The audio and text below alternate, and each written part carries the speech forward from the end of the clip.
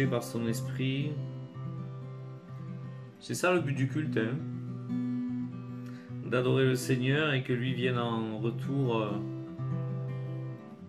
toucher nos cœurs, les remplir.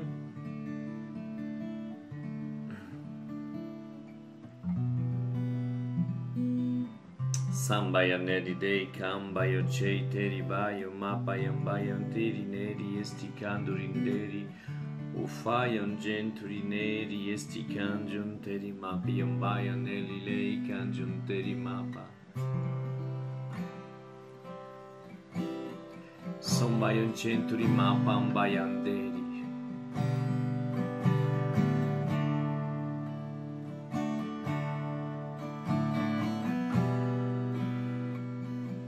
Quelqu'un m'a raconté l'autre jour qu'ils avaient oint leur tam-tam et quand ils jouaient du tam-tam, les personnes étaient délivrées des puissances du diable.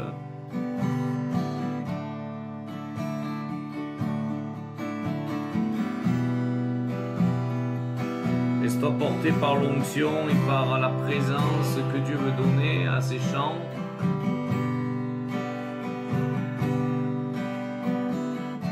J'ai envie de dire, colle ton cœur à ces chants, à cette mélodie.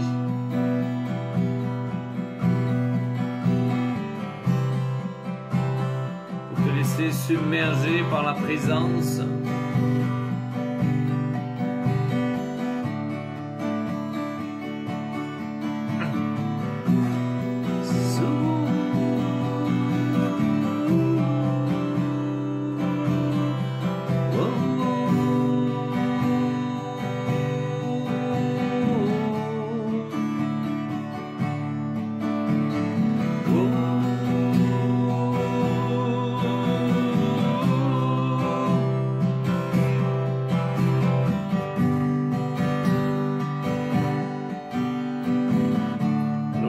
Kambaya maparadei neri dei di dei di dei di dei di dei di dei di dei di kavaya maparandeida.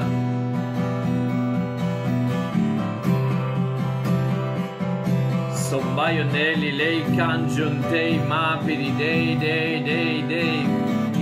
Sombaio nelli lei cangiunteri maprambaio nelli lei cavecei teri mapi onderi dei. Faio jei teri ma brandei neri dei di dei cambaio nelli lei sambaio nelli lei cabaio geo teri dei di ma paia baia nelli lei camare neri sombaio nelli lei cangion teri ma pion genti di ma brandei nelli lei imbaio nelli lei cabio jei teri baba.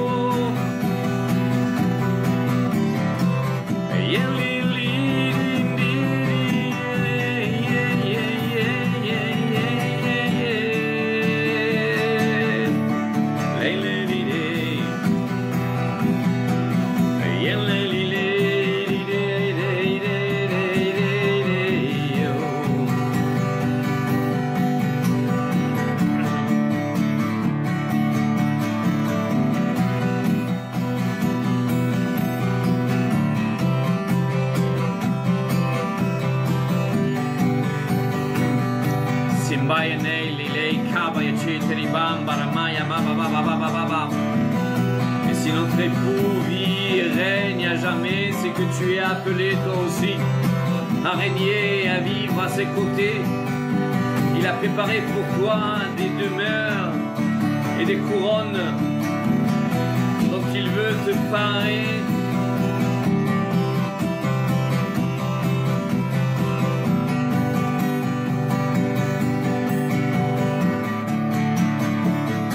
Viens ma belle,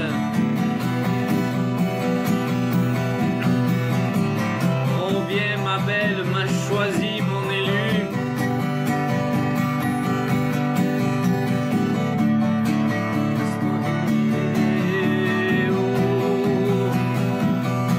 Laisse-toi aimer, laisse-toi aimer.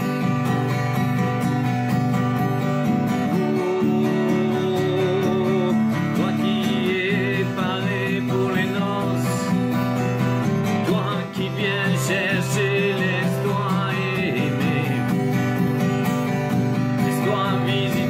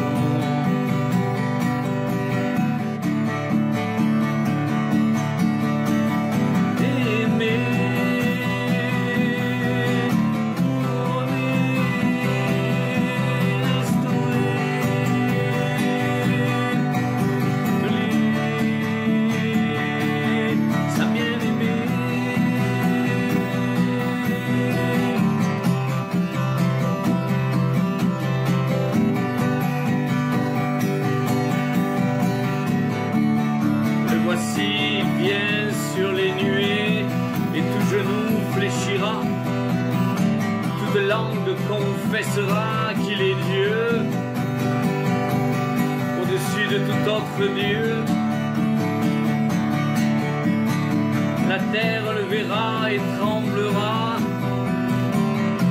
les montagnes tressailleront de joie, la biche enfantera, car il est Dieu au-dessus de tout Dieu. Et son trône est élevé haut dans les cieux, et que lui que rien ne peut contenir est venu en toi faire sa demeure. Lui qui est au-dessus des cieux et des cieux et des cieux a choisi de nous élire, bien-aimés.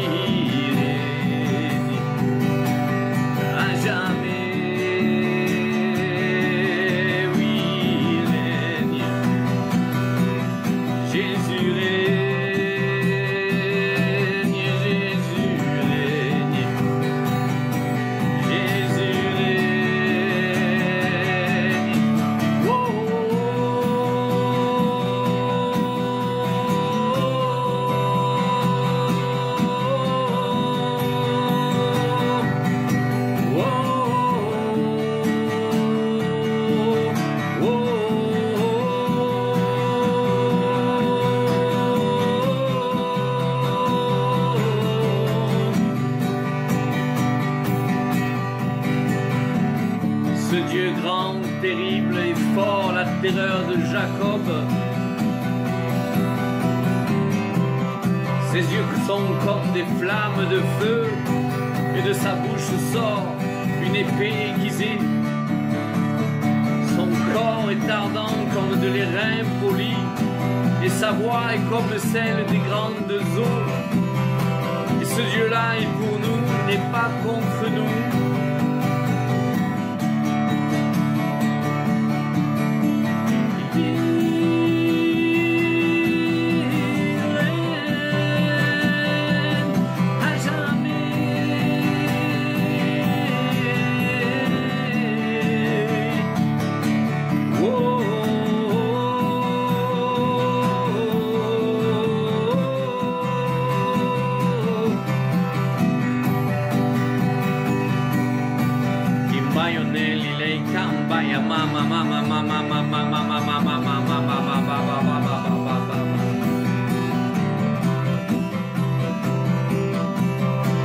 Entre dans la danse avec ton bien-aimé.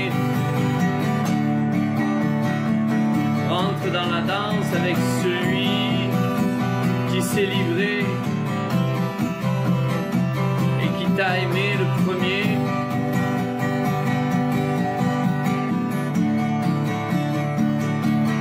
Mon bien-aimé,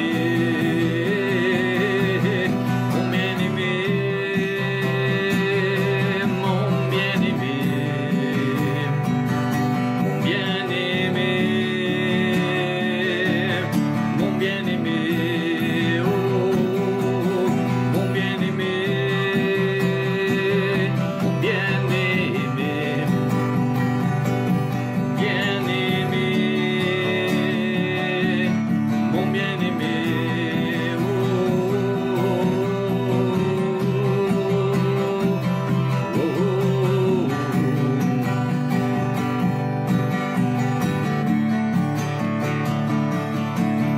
Bayonelli, lei, cabayo, cirteli, lei. Laisse-toi enivrer par le chant du bien-aimé. Laisse-toi enivrer de son parfum.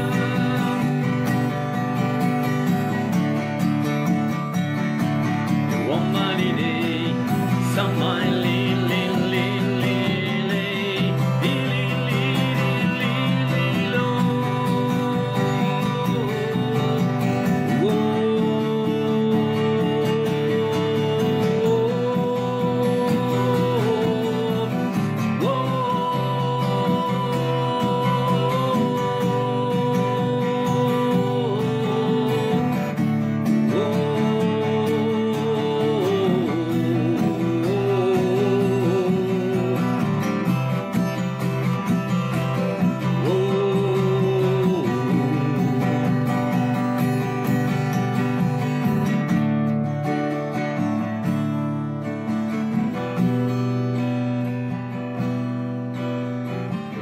pluie d'amour.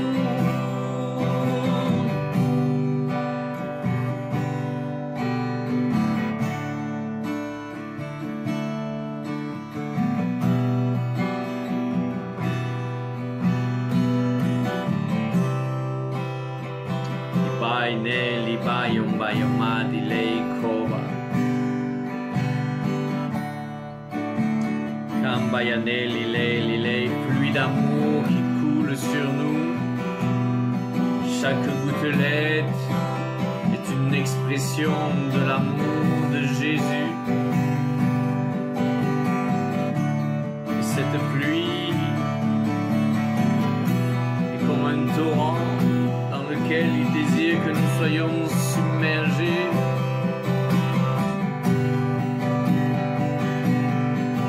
Entraînés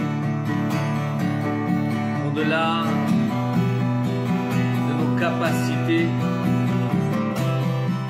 au-delà de nos pensées.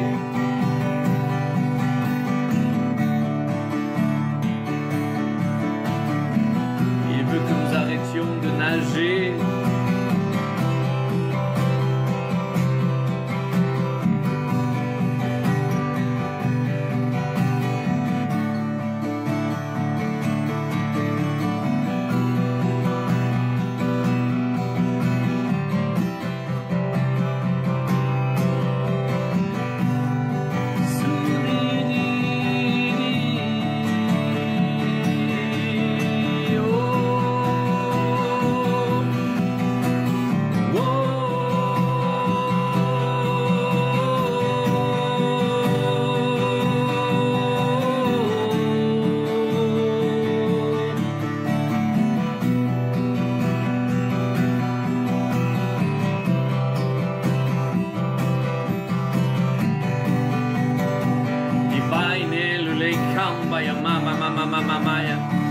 Bayonelli lei camba io ciute di baba ya bai baba nelli lei ca.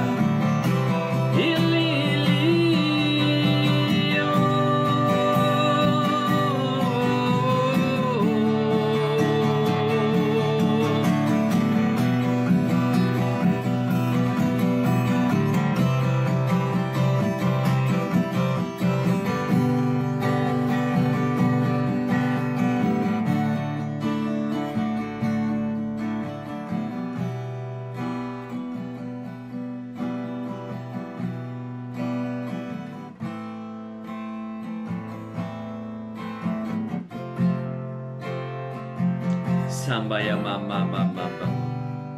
Ibayo J Teddy Bai Ma Bionde Unedi Day.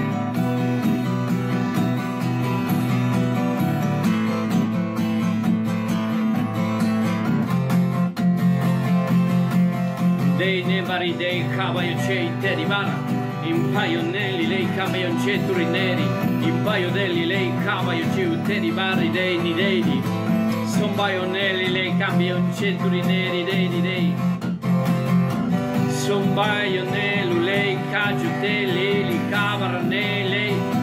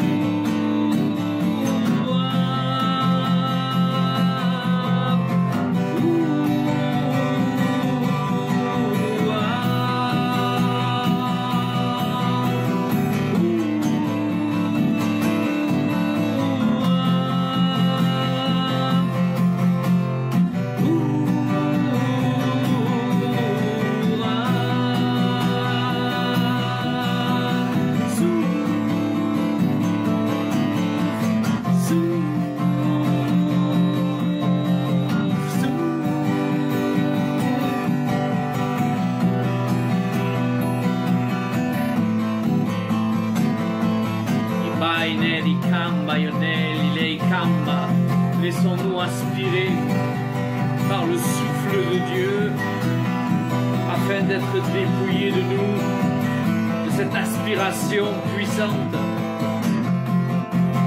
de ce cyclone. Laissons-nous entraîner, entremêler, aspirer.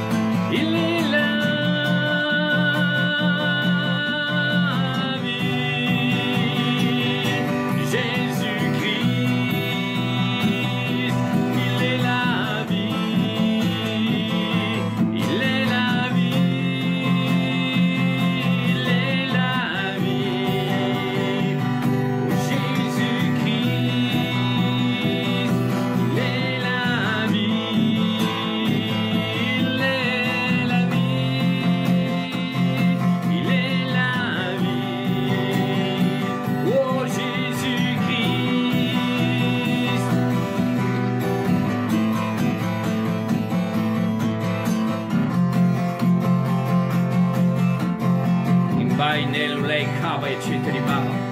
Baionelli lei cavere nelu lei cambor ne stopa. I paio geteri deri nelli lei cabio ceni di baionderi nostro io. I sai un genturi ma per baionderi dei. Fa baioneri dei di dei cavaio ceteri macio teri ma per dei. Un baionelli lei cacio teri baionelli lei. I baioneri cacio teri ma un baba vai a cacio teri neri. Vaio deri dei cambaionelli lei cavo di gitti.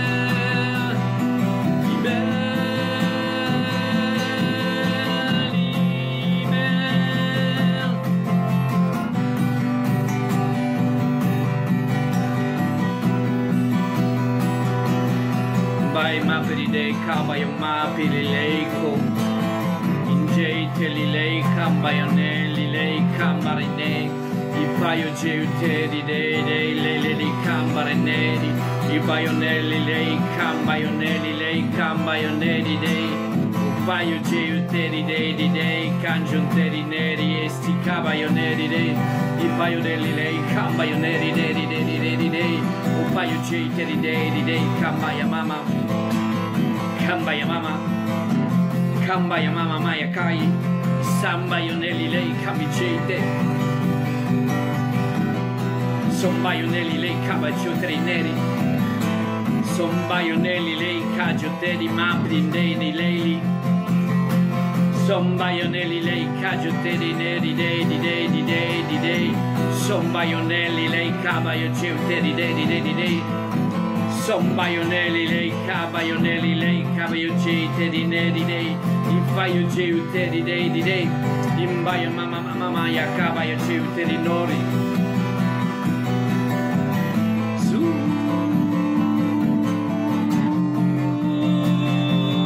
au vent de Dieu.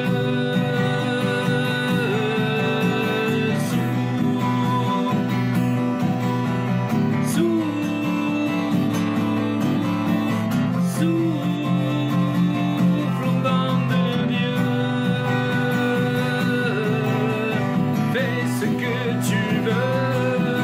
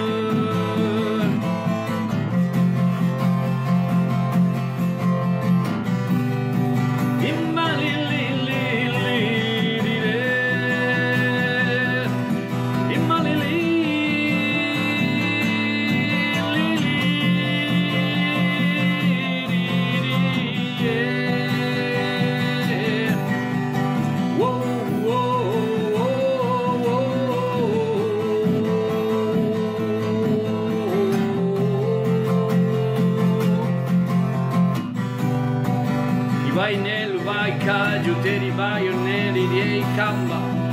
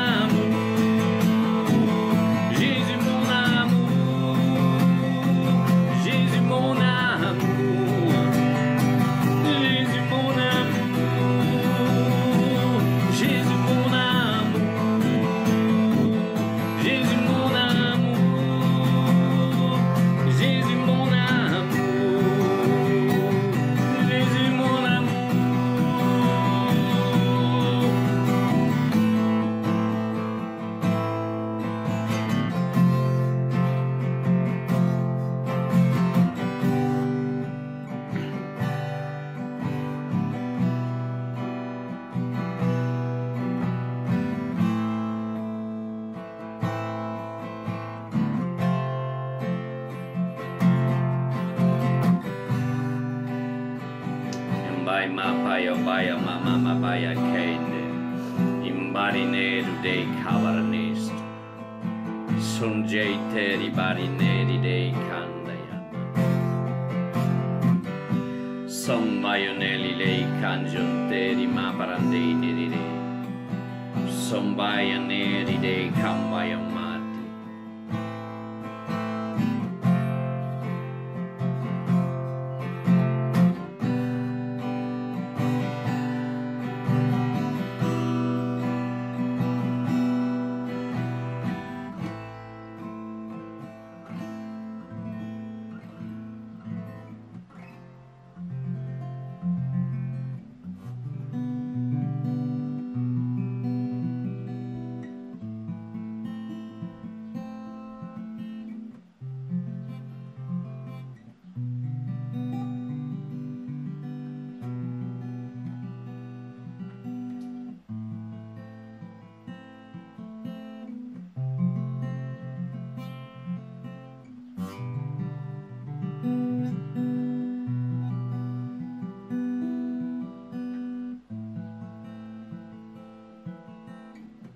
Je ne sais pas si vous avez reçu des visions,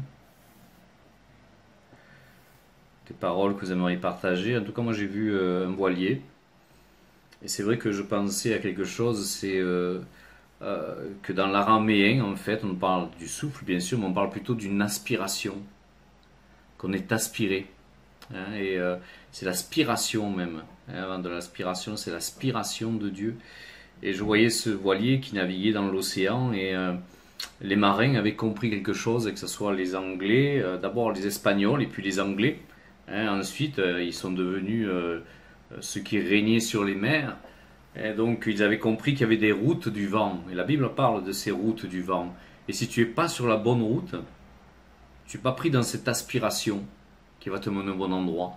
Et bien sûr, tout le monde pensait qu'en prenant le chemin le plus court et le plus droit, ils arriveraient le premier à destination, mais c'est faux. Il y a des routes et ils devaient parfois faire de grands détours et ils arrivaient plus tôt qu'ils s'y seraient passés tout droit. Donc il nous faut être sur la bonne route, sur cette bonne route du vent pour être aspiré. Et c'est pas parce que le vent pousse la voile, agit sur la voile comme ça que le bateau avance, c'est pas ça du tout. C'est parce que ça crée une dépression derrière. Le bateau est aspiré. Donc on tombe dans ce terme de spiration, d'aspiration. Hein, et c'est ce que Dieu nous parle dans la Bible, surtout dans l'araméen, d'une aspiration de Dieu. Et dans l'aspiration, tu ne peux rien retenir. Tu n'as plus de contrôle. Encore quand on te pousse, des fois, tu peux poser les mains et les pieds. Mais là, l'aspiration, tu ne peux rien faire. Tu es aspiré. Hein, il nous faut à tout prix rester dans cette aspiration de Dieu, ne rien retenir, abandonner l'onction du poulpe, tu es toujours en train de te raccrocher par un bras à quelque chose, à quelque part, et oui, moi je suis libre, et tu t'accroches toujours, alors que c'est pas ça. Si vraiment tu veux être aspiré, tu n'as plus rien à te raccrocher, tu n'as plus aucune sécurité. Ta sécurité, c'est Jésus. Alors ça ne veut pas dire que tu dois partir sur les routes et pieds nus, ça ne veut pas dire ça, mais ce que Dieu te demande, fais-le. Sans calculer, sans penser, sans croire à ce qui serait bon si tu pars. C'est difficile, à notre époque, on a tellement de choses autour de nous sur lesquelles s'accrocher. Donc il faut rester dans cette aspiration et se mettre sur la bonne route du vent. Sur la bonne route du vent, comme avaient compris les Espagnols à l'époque et comme avaient compris les Anglais à l'époque qui régnaient sur les mers et qui ont pillé tous les pays qu'ils ont pillés parce qu'ils étaient dans cette aspiration. Ils étaient sur cette route du vent qui leur donnait d'être des conquérants. Alors soyons conquérants, nous aussi. Gwenola, je t'ai mis un petit mot de côté, je ne sais pas si tu l'as lu. Voilà, je ne sais pas si quelqu'un veut partager quelque chose, avait une vision, une parole qu'il voudrait partager pour l'Église. Shalom, shalom. Moi, ça rejoint un peu ce que tu viens de dire. C'était comme si ne doutez pas de l'amour de Dieu, ne doutez pas de l'amour de Dieu. Soyez fidèles, arrêtez ces chuchotements, arrêtez ces doutes, c'est surtout les doutes en fait qui... Oui, ne doutez pas, arrêtez de douter, son amour est là, son amour est là, son amour est vivant, son amour... voilà, ne pas douter, trop de doutes, c'est trop de chuchotements, en tout cas c'est ce qui est sorti et Ne pas oublier. Il est là. Dieu est amour. Dieu est amour. Amen. Alors aujourd'hui, j'aimerais, Jessica, tu as un peu confirmé si j'avais besoin. Donc ce que je voulais partager aujourd'hui, je voulais parler de l'incrédulité. Alors il n'y a aucun incrédule ici ce soir, aujourd'hui, pardon. On est tous remplis de foi, bien sûr. Donc ne vous sentez pas visés. En tout cas, si vous êtes concernés, confessez-le. Et puis le Seigneur va arranger ces choses-là. Et donc j'aimerais parler de l'incrédulité, parce que l'incrédulité nous conduit au péché. Si Dieu te dit quelque chose et que tu ne crois pas à la parole qu'il t'a donnée, ou au passage qu'il t'a donné maintes fois, eh bien c'est que tu vis dans l'incrédulité, qui nous conduit donc au péché, à rater le but. Le but, bien sûr, c'est ta destinée, c'est ce que Dieu a pour toi dans le moment actuel qui va te permettre de rentrer dans ta destinée. L'incrédulité te fait détourner de Dieu. Il n'y a pas deux règnes, il n'y a pas 50 règnes, il y en a deux. Celui des ténèbres et celui de la lumière de Jésus-Christ. Et du moment que tu n'obéis pas à Dieu, tu commences déjà à bifurquer de l'autre côté de la route, où il y a moins de lumière. Et puis après, tu es tout affolé. Pourquoi j'entends plus Dieu? Pourquoi je ne sais pas? J'en connais qui ont raté leur appel. J'en connais qui ont raté complètement et bousillé complètement leur appel. Tout ce qu'on leur prophétisait, pas qu'une personne, il y a 10 personnes qui venaient et qui marchaient vraiment dans la puissance, maintenant plus rien. Ils ont raté leur appel. Incrédulité. Manque de repentance, incrédulité. Donc, se détourner de la volonté de Dieu. La Bible nous dit de croire et qu'on verra. Donc, on s'aperçoit qu'il y a un futur. Et souvent, le fait de croire et de voir, donc c'est pour plus tard. Alors, je ne dis pas qu'il n'y a pas des prophéties qui se font le jour même ou à l'instant même. Mais souvent, ça appelle le futur, donc quelque chose qui va arriver. J'ai des choses qui m'ont été prophétisées à 30 ans en arrière et que même moi j'ai prié et qui arrivent maintenant, il y a 30 ans. Alors je n'ai pas pleuré, le Seigneur a dit, il le fera. De temps en temps, quand j'y pensais, je priais pour ça. Mais je veux dire, il ne faut pas que ça devienne une affliction. Si tu marches dans la vérité, dans la sainteté, si tu marches vraiment dans la vie, le Seigneur, lui, va te faire entrer dans tout ce qu'il a promis. Il y a un conditionnel. Il y a un conditionnel. Donc crois et tu verras. Et parfois, j'ai tellement vu de fois chez les gens, que même dans la prédication, les gens étaient libérés, il y avait de la puissance de Dieu qui tombait sur eux. Alors, je dis, Seigneur, fais semblant, je t'en prie, fais quelque chose, Saint-Esprit, fais au moins croire que j'y suis pour quelque chose. T'as pas le temps de parler, ça crie dans tous les sens, parce que la foi est là. Ils ont abandonné leur incrédulité, et ils savent que Dieu le fera. Parce qu'ils croient en ce qui est écrit. Ils croient en ce qu'on leur a dit, et ils croient en ce qui est écrit. Alors on va prendre un passage dans Matthieu 13, 53 et 58, et on va voir quelque chose, qui a une destinée qui peut être placée sur ta vie, et tu passes à côté de ta destinée. Et alors tu peux te gargariser dans les réunions, ouais, moi Dieu m'a dit que j'ai tel don, ouais, ok, mais c'est du blabla. Il y a un moment donné, il faut que tu rentres vraiment, tu sortes de l'incrédulité, et que tu regardes essentiellement à Jésus. Alors Matthieu 13, 53, 58. Lorsque Jésus eut achevé ses paroles, il partit de là. S'étant rendu dans sa patrie, il enseignait dans la synagogue, de sorte que ceux qui l'entendirent étaient étonnés et disaient, d'où lui viennent cette sagesse et ces miracles? N'est-ce pas le fils du charpentier? N'est-ce pas Marie qui est sa mère? Jacques, Simon, Joseph et Jude, ne sont-ils pas ses frères? Et ses sœurs ne sont-elles pas parmi nous? Un petit signe, un petit coucou au Cato, que j'aime beaucoup. Voilà, Jésus n'était pas fils unique. D'où lui viennent donc toutes ces choses? Ils étaient pour eux une occasion de chute. Mais Jésus leur dit, un prophète n'est méprisé que dans sa patrie et dans sa maison. Et il ne fit pas beaucoup de miracles dans ce lieu à cause de leur incrédulité. Donc, on s'aperçoit que le grand Jésus, Fils de Dieu, sans péché, avec une lignée pure et sans tache, ne pouvait pas faire de miracle dans ce lieu. Si demain on m'envoyait dans un tel endroit, tu peux donc prêcher donc Jésus-Christ et prier, et tu t'aperçois qu'il n'y a aucun miracle, et tout le monde dit finalement ce gars il a du péché, il n'a pas d'onction, il est à côté de la plaque. Non, la responsabilité est en ces personnes-là qui marchent dans l'incrédulité et qui ont regardé en fait à l'humanité de Jésus, mais qui n'ont pas regardé à sa divinité.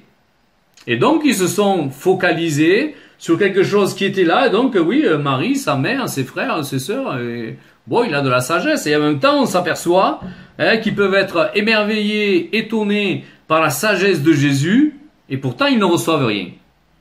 Tu peux être émerveillé et étonné du personnage historique de Jésus-Christ, et tu ne reçois rien. Tu ne rentres pas dans la foi, et tu restes dans le domaine de l'incrédulité, parce que tu ne vois qu'un homme. Combien il y a de théologiens, ils en savent. Moi, j'ai écouté des trucs de théologie, les mecs, j'ai pétard. Aussi, ils arrivent à placer tout ça dans leur tête et ils ne connaissent pas Jésus. Ils ne connaissent pas Jésus. Ça fait 20 ans qu'ils étudient Jésus, ils ne connaissent pas Jésus. Parce qu'ils restent sur le personnage historique, qui a changé, bouleversé le monde. Si on dit 2022 après Jésus, c'est bien que le monde entier reconnaît qu'il y a eu un avant et un après Jésus-Christ. Alors, le verset 55 dit « N'est-il pas le fils du charpentier Marie? N'était-ce pas sa mère ?» Moi, je suppose que Marie était comme tout le monde, elle allait faire le marché, elle était dehors. Et donc, d'un coup, son fils, là, il se met à avoir une sagesse à parler. Et tu te dis « Mais enfin, on connaît bien sa mère. On voit bien que ce gars, il a été normal. Il était avec nous jusqu'à l'âge de 30 ans. Ce gars, il n'avait rien de particulier. » Tout à coup, il se fait faire des miracles. Peu, à cause de leur incrédulité. Alors souvent, c'est ce qui se passe, l'incrédulité donc est dans le fond du cœur des hommes, souvent, mais on s'aperçoit qu'il s'est passé quelque chose à ce moment-là, et ça n'a pas été le seul. Parce qu'il a regardé à lui-même, on va voir Gédéon. Gédéon donc était en fait quelqu'un qui était appelé à une admirable destinée, mais il ne regardait qu'à lui-même. Et si on regarde dans Juge 6, verset 15, l'ange lui apparaît, on connaît l'histoire, et Gédéon lui dit « Ah mon Seigneur, avec quoi délivrerai-je Israël? Voici ma famille est la plus pauvre en Manassé, et je suis le plus petit de la maison de mon père. » Parce qu'il aurait fallu l'inspecteur Gadget qui sort de son chapeau une grosse loupe pour pouvoir regarder Gédéon, même si un ange lui apparaît, il ne le croit pas.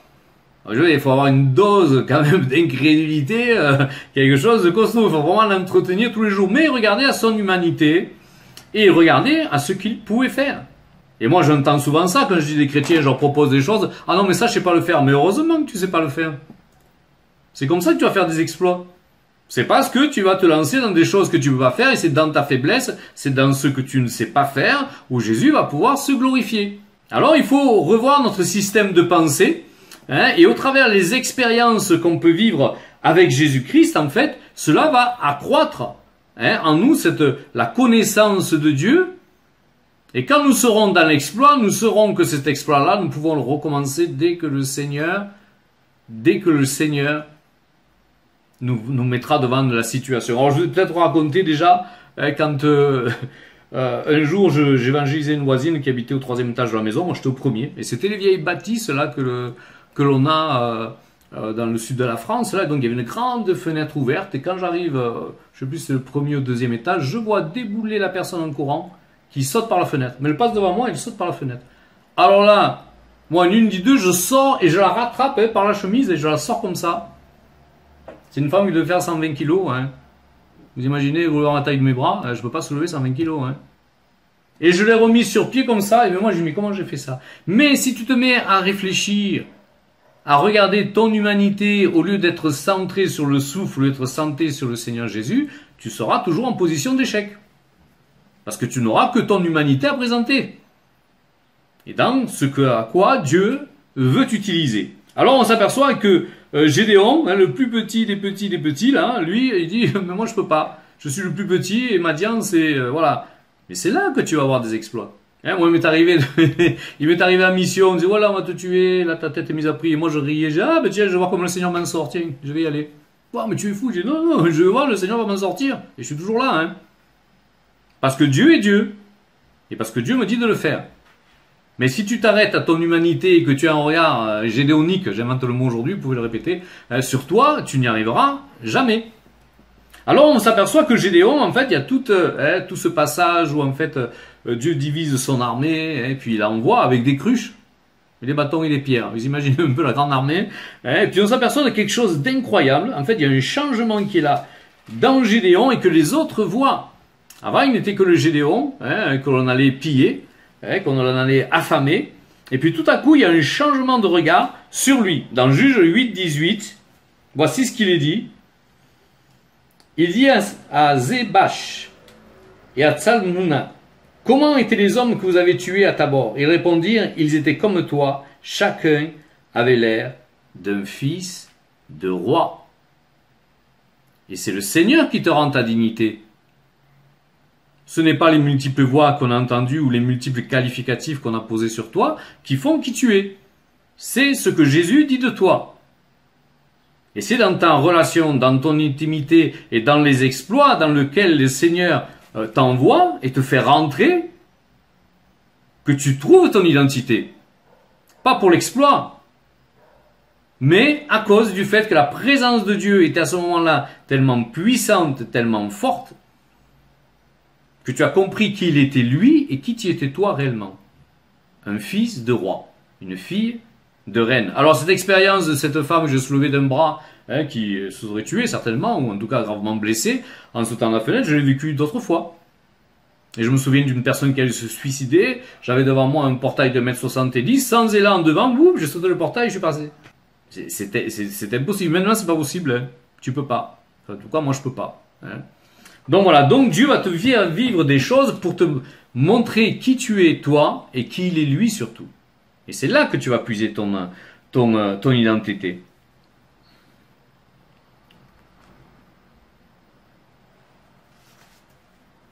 Alors, il nous faut détourner nos regards vers Jésus, parce que l'incrédulité va bloquer ton onction, ton appel, les délivrances, ton intimité.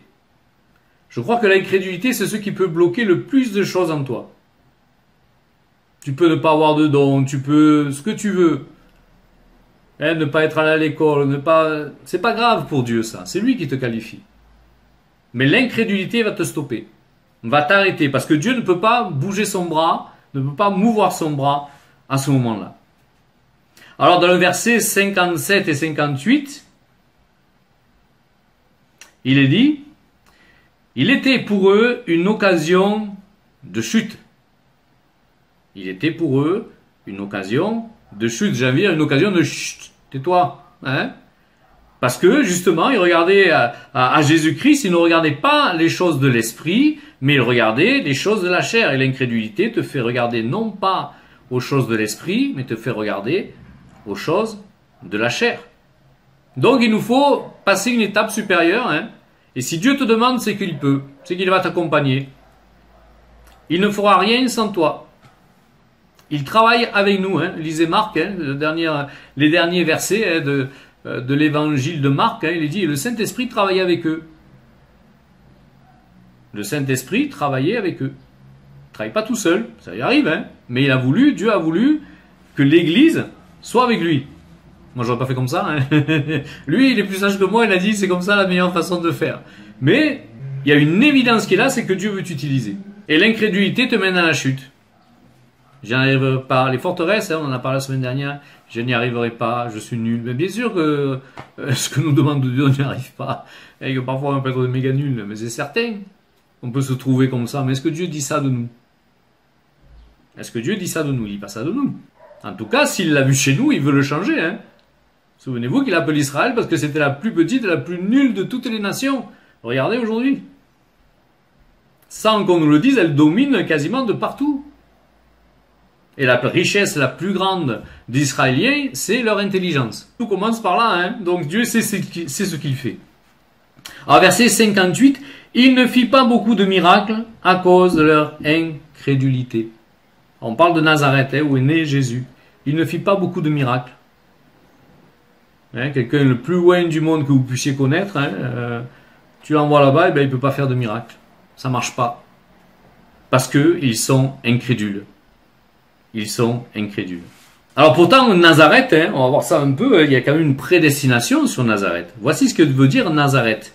Ça vient de la racine Nazar, celui qui observe, celui qui garde. Alors ça nous amène tout au prophète, hein, ça nous amène tout à celui qui intercède et qui reçoit de Dieu.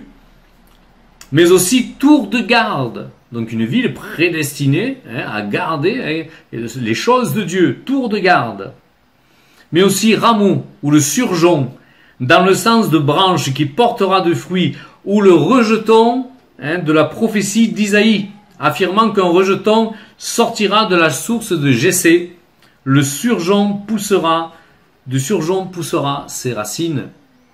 Donc on s'aperçoit que Nazareth, par le nom qui lui était donné, englobait des choses incroyables de la part de Dieu. Dieu voulait faire quelque chose, en plus le sauveur était de celui-là. Dieu voulait faire quelque chose et tout portait une prédestination pour cette ville. Alors c'était un espoir des fondateurs de Nazareth. C'est des personnes qui revenaient de l'exil de Babylone et se réclamant de la lignée de David. Donc ils fondent Nazareth. Et la racine araméenne de Nazareth, c'est N-Z-R, qui signifie vœu dans la pratique, donc qui caractéristique les nazirs, les personnes consacrées. On connaît l'histoire de Samson, donc ils n'avaient pas le droit de boire du vin, même du jus de raisin, tout ce qui venait en fait de la vigne, ils n'avaient pas le droit de le toucher, même la peau, les pépins de raisin, et puis ils devaient ne pas se couper les cheveux. C'était le signe du naziréen, de la personne consacrée pour Dieu, et ne pas toucher les morts. Si vous voulez en savoir plus, dans Nombre 6, 1, 21, on nous donne en fait tout ce que le naziréen ne pouvait pas faire. Et donc, Nazareth était appelé à être consacré, de par son nom. On sait que spirituellement, Dieu parfois parle à des villes, il parle à des nations, il parle aussi à des villes, et là tout était prêt pour que Nazareth soit consacré totalement au Seigneur, puisque même d'elle devait sortir celui qui allait porter le salut donc à tout Israël. Et donc une ville qui rate sa prédestination à cause de son incrédulité. Est-ce qu'on peut pas être comme ça nous aussi? Oui, mais j'ose pas, je sais pas le faire. Je racontais l'autre jour à quelqu'un que la première fois que j'ai prêché dans l'église où j'étais à l'époque, je crois que ça avait duré 10 minutes montre en main. Le pasteur l'a regardé, il est bon. Comment on tue le temps, comment on achève la réunion, quoi. Donc il a pris le micro, il a continué, et voilà que quelques temps après, quelques semaines plus tard, je vais au Brésil voir des amis, et là-bas, donc, il était dans une des bases, la deuxième base plus grande de Jeunesse à Mission, où il me demande donc de prêcher. Les responsables viennent, ils me disent, voilà, on a prié, le Seigneur nous a dit que tu étais prophète et que tu devais prêcher. Ils sont tous fous, ils disent, non, moi je suis venu là, j'ai mon short et mes petites tennis, là, je vais voir mes amis, et puis je prêche pas, je sais pas le faire. Non, le Seigneur nous a dit. Bon, moi j'ai dit, c'est bon, quoi. Et donc, dans la nuit, le Seigneur me secoue, je me réveille, il me dit, tu vas prêcher toute la semaine avec les responsables de la base. Je dis, non, c'est pas vrai, Seigneur, pourquoi moi? Je savais pas. Je dis, écoute, Seigneur, moi, de toute façon, je sais pas le faire. Si ça loupe, ça foire, je dis n'importe quoi, c'est pas grave. Demain, je prends l'avion, je suis en France, ils me verront plus jamais. Donc, moi, ça te regarde toi. Et donc, le Seigneur m'a donné une quantité de messages et de révélations pour toute la base, là. Il m'a donné même 12 noms de démons qui tenaient la base en captivité, sous cette base. Et donc, moi, j'ai prêché toute la semaine. À la fin de la semaine, les leaders arrivaient avec des sacs de cendre devant tout le monde, se mettaient la cendre sur la tête. Ils disaient, nous avons péché, nous devons nous détourner de nos voies. Et tous les noms des démons que j'avais donnés, ils dit, oui, on a vérifié tout ça. Tout ça, c'est sur la base. Je pars en Chine quelques temps plus tard. Donc, je savais pas. Et donc, je me retrouve dans une base missionnaire de gens qui avaient des églises cachées en Chine. Et donc, ils allument leur ordinateur, ils me disent, tiens, on parle de toi là. Alors, ces gens-là, je les avais rencontrés quelques temps auparavant au Brésil. Je dis, ah bon? Il me dit, oui, regarde, selon la parole que le prophète a donnée, nous demandons à toutes les bases de Jeunesse à Mission un jeûne mondial. Non, mais vous vous rendez compte? C'est des millions, c'est des centaines de milliers de personnes, mais je savais pas le faire. Mais si je serais resté à moi-même, j'aurais claqué la porte en disant, j'y arriverai jamais, j'aurais raté une expérience extraordinaire. Mais j'ai regardé à Jésus. Et c'est lui qui l'a fait. Et ça a été un exploit que Dieu m'a donné de remporter. Et ça m'a permis de voir, ça m'a libéré dans ce que j'aurais pu penser de moi. Je suis enfermé, j'y arriverai pas, je suis bête, je pourrais jamais faire un truc pareil. Mais non. Le Seigneur lui avait prévu quelque chose d'autre pour moi. Et ça faisait partie de ma prédestination, de mon appel. Que veut-on faire de notre vie? C'est la bonne question. Et on va prendre notre texte, on va voir un autre exemple dans Matthieu 14, 34, 36. Matthieu 14. Donc Jésus se déplace à Génézareth. Après avoir traversé la mer, il vint dans le pays de Génézareth. Les gens de ce lieu, ayant reconnu Jésus, envoyèrent des messagers dans tous les environs, et on lui amena des malades. Ils le prièrent de leur permettre seulement de toucher le bord de son vêtement. Tous ceux qui le touchèrent furent guéris. Alors imaginez, moi je dis ces gens avaient la foi, c'est un contexte complètement à l'opposé de ce qui vient de se passer à Nazareth. Alors moi je peux imaginer, ils envoient des messagers dans tous les environs, ils ont vu la divinité de Jésus-Christ. Imaginez les convois de malades, d'estropiés, de gens sur des brancards, de gens sur des chariots, des aveugles, des lépreux qui arrivaient d'une file et ils sortaient dans une autre file complètement guéris, dansant et chantant parce que Jésus les avait tous guéris. Mais ils ont mis en action leur foi, ils ont reconnu la divinité de Jésus-Christ et ils sont partis. Et la foi fait de toi, te donne un cœur généreux, où tu n'as pas envie de garder pour toi les merveilles de Dieu, mais tu as envie de les partager. Ça s'appelle aussi l'évangélisation. Et donc, essayez d'imaginer le contexte, Jésus, ce révolutionnaire, qui arrive dans une ville où apparemment il s'est rien passé depuis des générations, Jésus rentre et c'est la révolution. Et toi, tu peux être porteur de cette révolution, de cette puissance de Jésus-Christ. On est tous ici agents de réveil. Mais si tout le temps tu dis, regarde avec l'autre là-bas, moi j'ai ma vie bien rangée, je suis toujours dans mon petit confort, mais tu le dis pas clairement, mais ta façon de vivre le démontre, eh bien tu ne seras jamais ou très peu utilisé par Dieu. Alors imaginez, les sourds, les muets, les paralytiques, tous furent touchés. Tous reçurent de la part de Dieu la bénédiction à cause de la crédulité, à cause de la foi de ces gens de Génézareth. Une mobilisation incroyable. Et donc on s'aperçoit que dans la Bible, il y a des choses incroyables. On s'aperçoit que même Jésus est touché dans Luc 7, du verset 2 à 10. Voici ce qu'il est dit. Jésus admira le centenier. Il dit, nous n'avons qu'il n'a jamais trouvé quelqu'un qui a une foi semblable en tout Israël. Alors autour de lui, il y avait les disciples. Alors vous imaginez, toi tu es avec Jésus depuis quelques années déjà, et puis il arrive un Romain, là, ce païen, et Jésus dit, mais ce gars, il a plus la foi que vous, quoi. Attends, imagine un peu, quoi. Il y a de quoi pleurer, tu vas dans un coin et tu pleures, minimum. Si tu te flagelles pas pour te dire, Seigneur, comment est-ce que c'est possible, quoi, qu'un Romain qui t'a jamais vu, il a simplement entendu parler de toi, il a plus de foi que nous. Et pourtant, il y a d'autres exemples de foi, dans la Bible. Il y a la femme qui avait la perte de sang. On peut dire cette femme avait la foi et elle a aspiré carrément la bénédiction. La foi, c'est un aspirateur de bénédiction. L'onction ne pouvait pas faire autrement que de sortir de Jésus parce que cette femme avait la foi. Et pourtant, on dit là que ce centenier, Jésus l'admira. Alors imagine demain quelqu'un te parler de la part de Dieu. Voilà, Dieu te dit qu'il t'admire. Non, merci Seigneur. Ben dis-lui que moi aussi je l'admire. Voilà, donc. Mais je veux dire par là que on voit qu'il y a quelque chose qui se produit. Alors il y a aussi la foi de Bartimée, qui appelle Jésus. Alors le gars était aveugle. Alors imaginez-vous qu'un aveugle, ça parcourait pas tous des kilomètres. Je suppose moi qu'à cette époque il devait avoir son petit coin où il allait mendier, mais il n'avait jamais vu Jésus. Ce gars, il n'avait jamais vu Jésus. Il avait juste entendu quelques témoignages. De ce que fait Jésus. Il n'a même pas vu de miracle, il était aveugle. Mais la foi qu'a libéré les témoignages des autres a amené ce Bartimée à crier à Jésus quand il est passé devant lui. Est-ce que nous partageons notre foi? Est-ce que nous sommes des personnes qui suscitons la foi chez les autres pour dire moi je viens pour le miracle? Alors on est très cérébral en France, oui mais si ça marche pas, oui mais c'est pas grave, c'est pas ton problème, c'est le problème de Jésus. Ça ne te regarde pas. Jésus nous dit de parler, lui il va le faire. Alors on doit absolument croire à sa parole et que tout ce qui est écrit est vrai. Moi, il y a des choses, des fois je butais dans la Bible, au début quand on lisait, ils allaient à Canaan, ils sont revenus à une grappe de raisin, ils étaient 4 à la portée, je disais c'est n'importe quoi. Où il y a des géants avant sur la terre, je disais n'importe quoi des géants. Mais il y a un moment donné, j'y sais marqué, faut que c'est vrai. Et puis on a trouvé des ossements de géants un peu de partout dans le monde.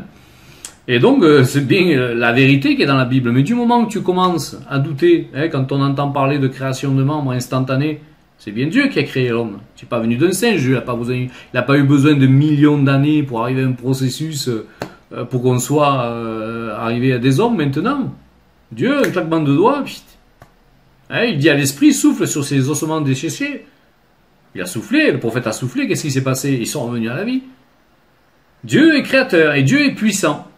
Mais si nous nous éloignons pour adopter la pensée du monde et croire scientifiquement hein, ou avec le raisonnement hein, qu'on peut avoir, eh bien on va passer à côté de bénédiction. Donc au point de vue individuel, on peut dire que ce centenier romain, je crois qu'il n'y a même pas son nom hein, qui est là, qui est donné, ce centenier romain était la personne qui a eu le plus de foi quand Jésus est arrivé. Il n'a même pas dit c'est Jean-Baptiste. Hein.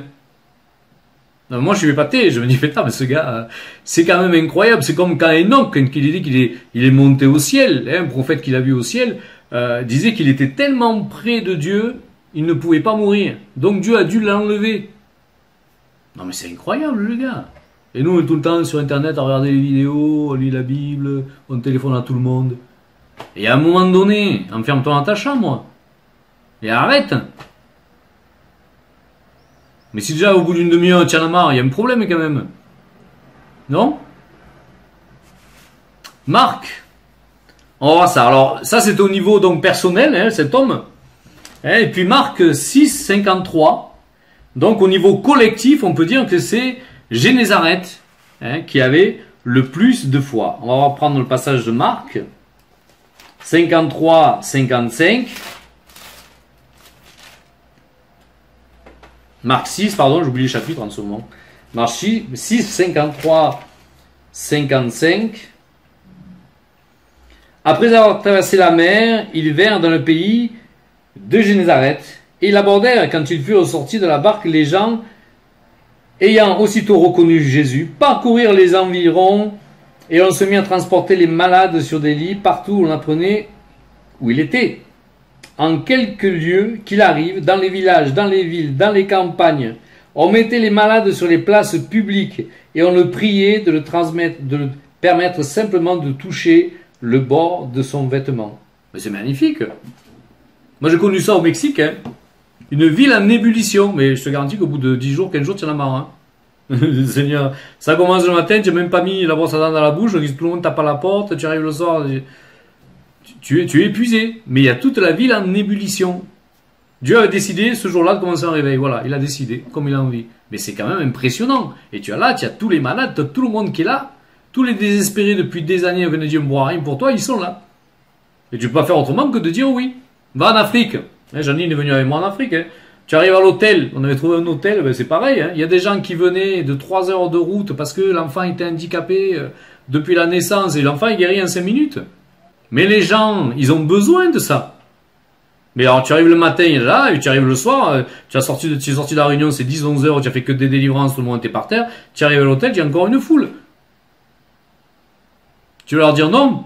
Ah non, mais j'ai fini, hein, moi, attends, c'est de 8 à 12 et de 14 à 16. Hein. Tu es inspiré, tu es dans l'aspiration. Tu es dans l'aspiration, mais tu peux pas t'arrêter. Tu peux pas dire non. Tu as dit oui à Jésus. Tu peux pas dire non devant toutes les nécessités qui sont là. Alors Jésus, ce révolutionnaire, hein, et donc il y a un convoi, une avalanche de malades qui arrivent de tous les endroits. Est-ce que vous arrivez à imaginer ça? Est-ce que vous arrivez à imaginer ça? Des convois de partout qui arrivent de malades, d'impotents, et même de morts certainement. Hein. Alors est-ce qu'on est dans cette aspiration? Est-ce qu'on a envie d'être dans cette aspiration? Parce que peut-être Dieu attend. Hein, il y a des choses que Dieu prépare aussi. Hein, il n'envoie pas comme ça. Des fois, si. Moi il m'a envoyé comme ça. Mais des fois, il attend, il prépare, hein, il forme le vase hein, pour arriver à faire cela. Et donc, ces gens qui repartent hein, en chantant, en criant, en dansant, et qui augmentent la foi de tous ceux qui écoutent, et qui augmentent la foi de tous les autres qui arrivent. Parce qu'ils se disent, mais eux, ils étaient comme nous. Eux, ils étaient comme nous, et ils repartent guéris. Et moi, je crois qu'il y avait 100% de guérison, tant qu'il y avait la foi. La foule se serrait près de lui. La foule se serrait près de lui. Alors je sais pas si tu as été déjà dans des réunions. Quand j'ai commencé la mission, j'étais en Kabylie, c'était donc dans une maison, on va dire, secrète à l'église. Il fallait pas qu'on nous entende parce que c'est un pays musulman. Et donc il y avait les volets qui étaient fermés, les portes à double tour. Voilà, donc c'était l'époque quand même où on nous cherchait pour nous trancher la gorge. On avait notre tête mise à prix, surtout celle du pasteur que j'accompagnais. Moi, je suis gentil inconnu, donc voilà. Mais je veux dire, il y avait des choses qui étaient là. Mais dans la réunion, on est tellement serré que si tu commençais la réunion en levant les bras parce que tu adorais le Seigneur, tu pouvais plus les baisser. Tu restais 3 heures comme ça parce que c'était tellement serré. Ou si tu commençais comme ça, tu pouvais plus les lever. C'était un agglomérat de gens. C'était un agglomérat de gens qui cherchaient le Seigneur et qui voulaient de Dieu. Et on sait maintenant le réveil qu'il y a en Kabylie et comment ça s'est accru. Mais à l'époque, il y avait 5 chrétiens. À l'époque, il y avait 5 chrétiens. Mais il a bien fallu qu'il y ait quelqu'un qui ait dit oui et qui ne soit pas mu par l'incrédulité, qui a dit « moi j'y vais ». Et que les 5 qui étaient là disent « on risque de se faire tuer certainement parce qu'on est dans un milieu musulman, mais on y va ». Donc de quelle ville faisons-nous partie? Nazareth ou Génézareth? Ça, faut savoir de quel habitant, quel habitant est-ce que nous sommes. Alors notre parole reflète-t-elle notre foi? Est-ce que notre parole reflète-t-elle notre foi, qui nous sommes, comment nous marchons avec Jésus? Un mot peut tout changer dans une vie. Un mot peut tout changer. Et parfois on se tait. Et ces personnes qui venaient voir Jésus, à l'époque il n'y avait pas tous les médias que nous avons, avaient reçu une parole de foi de la part d'autres personnes. Le bouche à oreille, on sait que dans les pays orientaux ça marche très fort. Donc elles avaient toutes reçu une parole de ce que Jésus avait fait dans leur vie, ou de ceux qu'il avait fait dans la vie d'un membre de sa famille. Tout, Il n'y a pas d'impression de journal, il n'y avait pas des tracts, il n'y avait pas des flyers qu'on distribuait. Toutes avaient reçu une parole de foi d'une personne qui avait été guérie ou quelqu'un dans son entourage qui avait été guéri. Et ça a provoqué un réveil, une stimulation au fond du cœur, un espoir, une espérance. Est-ce que nous portons cette espérance? Jésus est le sauveur du monde. C'est bien, mais bon, s'il faut que ça reste dans les 4 murs de la maison, ça sert à rien. Jésus est l'expérience du monde. Et si tu te tais, alors qu'est-ce qui se passe? Si tu ne génères pas la foi chez l'autre. Il nous faut avoir une foi active. Il nous faut avoir une foi active. Alors des fois, moi j'ai fait des réunions d'incrédules. Tu gardes 1 heure, 2 heures, 3 heures en train de prier, puis quand tu sors de la réunion, les gens ils sont autant abattus, ils sont encore en train de se lamenter sur le problème. Moi, pour moi, c'est des réunions d'incrédules. C'est l'onction du fossoyeur. Non seulement toi tu es au plus bas, mais tous ceux qui t'écoutent là, déjà ils sont pas très hauts, et ils continuent à plonger dans le trou. Et il nous faut être différents. Si tu crois sincèrement ce que tu pries et que ça va arriver, tu dois être dans la joie. Il me semble. Me semble-t-il. Mais si tu changes pas tes paroles, tes façons de penser, tu restes dans l'incrédulité. Et puis 10 ans après, on prie toujours pour le même sujet. Tu n'oses pas dire non, hein. Enfin, tu leur dis, ouais, mais enfin, change. Oui, on prie. Allez, bon, on prie. Mais tu sais qu'il n'y a rien qui va se passer. Tu es dans l'incrédulité. C'est l'onction du fossoyeur. Ou du vrai soyeur. Bon, ça n'existe pas soyeur. Mais voilà, en tout cas, il y a quelque chose de faux là-dedans. Voilà. Alors, colle-toi à des gens qui ont la foi. Quand tu vois que c'est possible chez eux, c'est possible chez toi. Moi, j'ai vécu ça, j'ai grandi comme ça, je me suis collé toujours à des gens d'onction. Et hop, j'aspirais. T'aspires. Tu sais pas comment ça se passe, Des fois, tu le sens même pas, Mais l'onction, tu l'aspires. L'onction et la fidélité. Moi, je te le dis, tu n'as pas de fidélité, tu vas vivre un petit moment, là, où le Saint-Esprit va te faire des guillettes, là, mais c'est fini. Ça va s'évaporer aussi vite que c'est venu. C'est pour ça qu'il y a des gens qui courent de partout. Et que la France, c'est la France des séminaires. Un peu là, un peu là, un peu là, un peu là. Et ils se nourrissent que comme ça. Mais ça, c'est pas l'onction. Tu vas vivre une présence, une visitation, mais ça, c'est pas l'onction qui demeure. C'est pas l'onction qui demeure. Et Dieu demande la fidélité à ta parole, à sa parole, et tu sais quoi? Aux gens auprès de qui il t'a mis. S'il n'y a pas de fidélité, ça marchera pas. Va. Moi, je m'en vais, attends. C'est pas grave. Moi, j'ai rien perdu, Moi, j'en ai qui m'ont dit, moi, je suis à côté de toi, je sens ça aspire, j'ai tous les dons, j'ai tous les dons. Il y en a qui me disent, mais quand on vient avec toi, on a que des dons prophétiques et tout. Je dis, mais bien sûr, Dieu, tu n'es pas là pour garder le cadeau, hein, le papier cadeau, il faut le défaire et ça. Mais est-ce que tu marches fidèlement dans ce que Dieu t'a dit? Oui, je te donne ma parole. Oui, mais ta parole, elle est où? Dieu s'accroche pas aux gens qui n'ont pas de parole, hein. Moi, je te le dis, hein, après tu fais ce que tu veux, mais tu t'aperçois bien au bout de quelques temps, hein, de quelques mois ou quelques années, que finalement, tu es toujours aussi à sec. Hein, ta citerne est fissurée. Hein, l'huile, au lieu de déborder, elle passe par les fissures. Hein. Voilà. Donc, quelqu'un a dit un jour, je ne savais pas que c'était impossible, alors je l'ai fait. Ne t'accroche pas à l'onction du fossoyeur. Parce que tu auras toujours des gens qui vont te dire, non mais ça c'est pas possible, là personne n'est allé, ça personne l'a fait. Et moi ça me plaît hein, de faire des choses impossibles. Quand on est allé prêcher à 20 000 étudiants au Salvador, ça a duré 1 mois et demi, hein, on a vu des milliers de conversions et des milliers de délivrances. Jamais personne n'avait prié pour des délivrances dans des écoles de l'État. Et moi j'aurais dit, non mais vous ne croyez pas que j'arrivais à faire un speech et puis j'ai travaillé avec les Gédéons, ils me disaient pareil, non il faut donner la Bible. Tu dis cette phrase. J'ai dit, écoutez, moi je marche pas comme ça. Moi si je donne la Bible, j'annonce Jésus. Et je prie pour les gens. Alors ils étaient un peu embêtés. Hein. Ça valorisait qu'il y ait un blanc avec eux. Ça marche comme ça dans les pays. C'est pas que j'ai choisi, c'est que la mentalité est comme ça. Bon, d'accord, tu viens avec nous, mais tu parles pas trop non plus. Hein. On va dire ce qu'il faut. Mais il faut faire différemment. Si tu rentres dans le moule. Hein. Voilà, donc je ne savais pas que c'était impossible, alors je l'ai fait. Et même le diable croit. Et c'est pour ça qu'il tremble. Dieu, le diable, il connaît la puissance de Dieu, et il tremble. Et le jour où les chrétiens vont se réveiller, ça va faire drôle au diable, hein. Des fois, il rit, le diable, hein. Moi, je vous garantis que des fois, il doit bien rigoler, quoi. Si tu ne fais que ce que tu sais faire, tu ne sors pas des chemins battus. Si tu ne fais que ce que tu sais faire, Dieu ne pourra pas t'utiliser comme il a envie.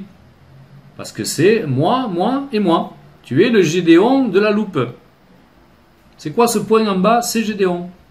Parfois on a des exploits. Et parfois, c'est ce que je voulais te dire, c'est que ta foi, le fait que tu sors dans l'incrédulité, va sauver d'autres gens. Il y a quelqu'un qui m'a raconté une fois qu'ils ont mis une grosse tente, et je vais finir avec ça, après on va prier si vous voulez. Donc ils ont mis une grosse tente donc dans un endroit pour faire des évangélisations, il y avait à peu près 1 millier de personnes et il pleuvait pendant 3 jours, ça s'est pas arrêté de pleuvoir. Alors ils ont dit on va prier, on croyait que ça allait s'arrêter, mais on va prier pour que la pluie s'arrête. Et donc ils ont prié. Ils disaient plus on priait, plus il pleuvait. Bon, ça, tu te dis Seigneur, hein, il se passe quoi hein. Et donc la personne, au bout d'un moment, la 3e réunion, elle voit rentrer un gars avec des béquilles et qui traînait les jambes. Hein. Et donc le prédicateur continue à prêcher, et puis à la fin il dit comme ça, allez maintenant au nom de Jésus soyez guéris. Et le gars il tombe au sol, et quand il se relève il est guéri. Alors il faut monter le gars sur l'estrade, alors racontez-nous, oui ben, je marchais pas, et maintenant je marche, c'est quand vous avez fait ça et que vous m'avez inoptisé, que je suis tombé par terre et j'étais guéri. Il dit mais vous connaissez le Seigneur? Il dit non. Je sais pas, moi il pleuvait et je suis rentré. Le gars il est rentré parce qu'il pleuvait, hein. Jésus il avait rien à faire, et là il était guéri.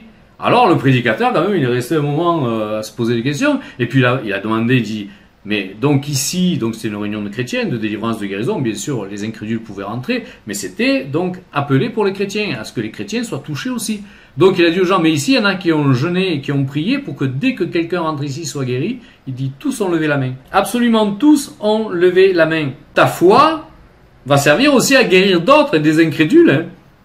Et le gars, il est reparti avec les béquilles sous le bras. Perdons pas la foi, n'ayons pas la foi du fossoyeur, hein, qui ne regarde que le trou, hein, qui est tout le temps en train de creuser.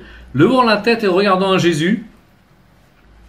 Et prions pour que vraiment le Seigneur vienne à bout de notre incrédulité. Alors, si on a la foi du fossoyeur, la bonne nouvelle, c'est que Jésus ressuscite les morts. Donc, vous pouvez dire peut-être, Seigneur, moi je suis, je suis mort. Hein, mais en tout cas, Seigneur, voilà, je crois pas, j'ai pas assez de foi, augmente en moi la foi et donne-moi de passer de l'autre bord et de faire quelque chose de différent. Mais on va prier que vraiment le Seigneur intervienne, agisse et que ces limitations qui sont en nous, ils viennent de les briser, on en a tous eu, hein, peut-être j'en ai encore, hein, mais à chaque niveau de nos limitations, Dieu vienne briser cela. Moi, ça me fait plaisir quand Hippie me dit, les gens ils s'avancent, il leur manque un bras, et on dit, Seigneur, c'est moi, je vais prier pour eux. Il me dit, je prie pour eux, ça dure 3 minutes, et quand je regarde, ils sont sur l'estrade avec le bras, quoi. Mais même lui a douté. Il y a eu un moment où il a dit, alors si lui doute, hein, avec tout ce qu'il a vu, tu peux avoir des moments de doute, mais fais-le. Fais-le. Parce que souvent, c'est qu'une émotion. Et il te faut vaincre cette émotion qui est là dans ton cœur. Pour voir ses exploits. Alors on va prier. Seigneur, moi je te prie vraiment pour ta puissance et ta grâce. Pardonne-nous nos manques de foi. Pardonne-nous, Seigneur, parce que nous sommes faibles. Et en même temps, merci, parce que c'est là où tu nous touches. C'est là où tu nous appelles. Dans notre faiblesse, dans cette humanité, Seigneur, qui parfois encombre nos vies. Mais toi, tu as choisi, Seigneur, de nous mener plus haut. Et de faire de nous, Seigneur, vraiment ces lumières, ce sel de la terre, ces porteurs d'espérance, d'espoir, ces porteurs de vie. Alors je viens vers toi, Seigneur, et je viens te prier pour que tu viennes toucher chacun des cœurs ici. Et que tu viennes, Seigneur, apporter, Seigneur, cette foi, cette nouvelle dimension de foi. Père, je veux te demander, Seigneur, la puissance de ton Esprit Saint sur chacun. Et Seigneur, moi je déclare que ce qu'ils ont vu de toi, ce qu'ils ont entendu de toi, que tous les exploits, Seigneur, jusqu'à lesquels tu les as utilisés jusqu'à maintenant, Seigneur, ce n'est rien. Par rapport à l'ouverture spirituelle. Et Seigneur, est-ce que tu veux mettre dans les cœurs? Janine, je vois que comme si ton front s'ouvrait, il y a quelque chose de nouveau qui va descendre sur toi. Il y a quelque chose de nouveau dans la puissance, dans les paroles de fortification, les paroles de foi. Je vois quelque chose de prophétique aussi qui vient. Et Seigneur, moi je te prie pour que tous ici, nous puissions, Seigneur, vraiment garder les genoux collés au sol. Seigneur, ne plus, Seigneur, courir à gauche, à droite, courir après toi, Seigneur. Courir après toi, Seigneur. Et que dans l'intimité de la chambre et de la relation, Seigneur, tu viennes donner des transports au ciel, tu viennes donner des présences, tu viennes augmenter la foi, tu viennes visiter, Père, comme jamais encore. Mes frères et mes sœurs, moi-même, nous avons été visités. Seigneur, tu multiplies au-delà de ce qu'ils ont espéré, au-delà de ce qu'ils ont cru, au-delà, Seigneur, de ce qu'ils voulaient. Tu multiplies, Seigneur. Tu multiplies la foi. Tu ôtes toute racine d'incrédulité. Et tu donnes ta vie, Père, dans le nom de Jésus-Christ. Parce que dans la vie, Seigneur, il n'y a pas de place pour l'incrédulité. Envoie ton feu, envoie ton vent, envoie ta puissance, Père, dans le nom de Jésus-Christ, Papa. Dans le nom de Jésus-Christ, Papa. Amen. Merci, Seigneur. Merci, Père. Karine, moi je vois un vent qui va souffler. Je te vois comme dans un jardin, mais c'est un immense espace vert. Je vois un gros arbre sur ta droite et il y a un vent énorme qui se lève. Avec puissance. Avec puissance. Et c'est comme si le Seigneur allait envoyer un nouveau vent sur ta vie. Et je vois que ce vent te fait décoller. Tu es emporté, un peu comme un parapluie qui s'emporte avec le vent. Tu es emporté par ce vent. Et je crois qu'il y a une nouvelle dimension qui vient de l'Esprit sur ta vie. Merci, Papa. Jessica, le Seigneur te rappelle. Il te dit, n'oublie pas que je t'ai rappelé. Je t'ai appelé pour moi. Le Seigneur te dit, ne l'oublie pas. Ne perds pas de temps. Ne stagne pas. Ne t'arrête pas, te dit le Seigneur. Je t'ai appelé. Je t'ai appelé, te dit le Seigneur. Merci, Seigneur. Quarig, le Seigneur t'appelle à la foi, à plus de foi. Il t'appelle à plus de foi, Quarig, et à te centrer vraiment sur lui. À avoir vraiment ton regard sur lui. Et quand tu le regarderas, lui et aucune autre circonstance, alors ta foi va augmenter. Ton cœur va changer. Et tu vas voir les choses se réaliser de la part de Dieu. Merci, Seigneur. Rodolphe, le Seigneur te dit, j'ai des projets pour toi. Je t'ai appelé, Rodolphe. Et je vais non seulement te saisir, mais je vais te qualifier pour ce à quoi je t'ai appelé. Et je vais t'envoyer, je vais ôter de ton cœur toutes les craintes, toutes les peurs, et je vais te faire entrer dans une nouvelle dimension de ma présence. Ça, papa. Le Seigneur te dit, je suis avec toi, ne crains pas. Ne crains pas, te dit le Seigneur, ne crains pas. Ne crains pas parce que rien ne pourra t'arracher de ma main. Merci, Papa. Merci, Père. Merci. Voilà, on va arrêter là. Soyez bénis. Hein, dans cette, ça me frustre un peu d'arriver là. Hein. Bon, j'ai 14 minutes pour arriver là-bas et pour installer le matos. Bon, soyez bénis. Merci Jean-Paul, merci. Rien, Rodolphe. Soyez bénis, hein, soyez fortifiés dans le Seigneur et restez dans l'aspiration. Hein. Restez dans l'aspiration. Voilà, à très bientôt. Bon dimanche à tous. Soyez bénis. Shalom, shalom. Shalom.